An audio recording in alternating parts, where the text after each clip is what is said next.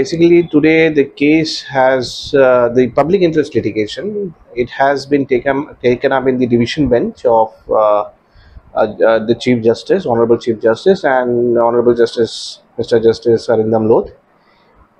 It has been taken up invoking the epistolary jurisdiction on the basis of a letter issued by Honorable Justice T. Amarnath Gore, addressed to the Chief Justice of Tripura High Court, mentioning that the AIDS and its spread is spreading in a very alarming rate, and it's increasing in leaps and bounds. So the Honorable Chief Justice and the bench of Chief Justice and Arindam Lodh, Justice Arindam Lodh, has taken cognizance of this matter and has fixed a date for submitting report. It's a very short date has been given, since it's a very burning issue and requires attention of the state and every stakeholders. So a urgent report has been called by the court.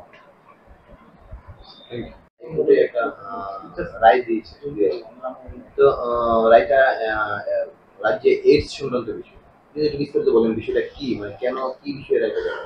Basically কেসটা আজকে হয় আমাদের মাননীয় বিচারপতি টি অমরনাথ গোর, ওনার একটা চিঠির বেসিসে উনি একটা চিঠি দেন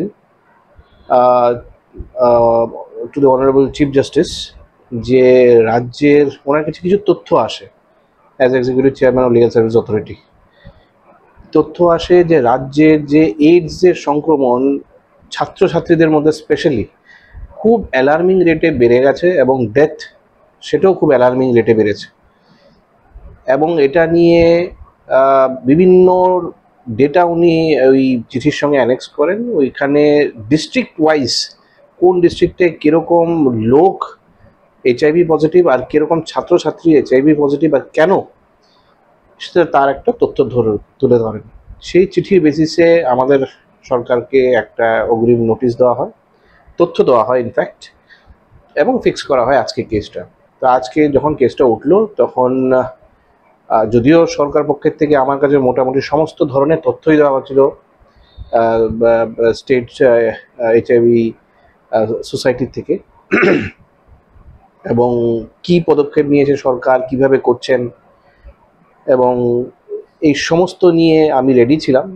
আজকে কগনিজেন্স নেন এই পাবলিক ইন্টারেস্ট লিটিগেশনটা নিয়ে, নোটিশ ইস্যু করেন সরকারকে, সেক্রেটারি হেলথকে নোটিশ ইস্যু করেন, সেক্রেটারি এডুকেশনকে নোটিশ ইস্যু করেন, গভর্নমেন্ট অফ ইন্ডিয়াকে নোটিশ ইস্যু করেন, এবং 2 সপ্তাহের মোস্ট প্রবলি, এখন অব্দি ডেটটা কনফার্ম হয়নি, 2 সপ্তাহের একটা টাইম পিরিয়ড বেঁধে দেন, যে এর মধ্যে এসে আমাদের জবাব দিয়ে রিপোর্ট পেশ করতে হবে যে সরকার কি পদক্ষেপ নিচ্ছে, আর কি নেওয়া যেতে পারে, এগুলো নিয়ে আলোচনা হবে। এটা basically the honourable chief justice আর অনারেবল জাস্টিস অরিন্দম লোধ, ওনার বেঞ্চে, ডিভিশন বেঞ্চে ছিল আজকে। যে চিঠিটা উনি কে দিয়েছেন? অনারেবল জাস্টিস টি অমরনাথ গোর,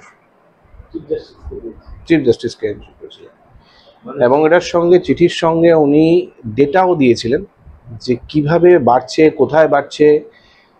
বেসিক্যালি বাড়ছে, যেটা কনসার্ন হচ্ছে স্কুল, কলেজ, ইনস্টিটিউশন, এডুকেশন ইনস্টিটিউশনের মধ্যে দেখা যাচ্ছে সিরিঞ্জ ড্রাগসের ক্ষেত্রে ইউজ করার ক্ষেত্রে বেশি বাড়ছে। সেটা কিভাবে চেক করা যায়, এবং এখন দেখা যাচ্ছে যে ছাত্রছাত্রীরা বাইরে পড়তে যাচ্ছে, বহিরাজ্যে যে যাচ্ছে, এখানে কেউ কি পজিটিভ আছে, থাকলে কি সেখান থেকে সংক্রমণ ছড়াতে পারে, এটা একটা বড় কোশ্চেন হয়ে দাঁড়িয়েছে, এবং এটাই খুঁটিয়ে দেখা হবে।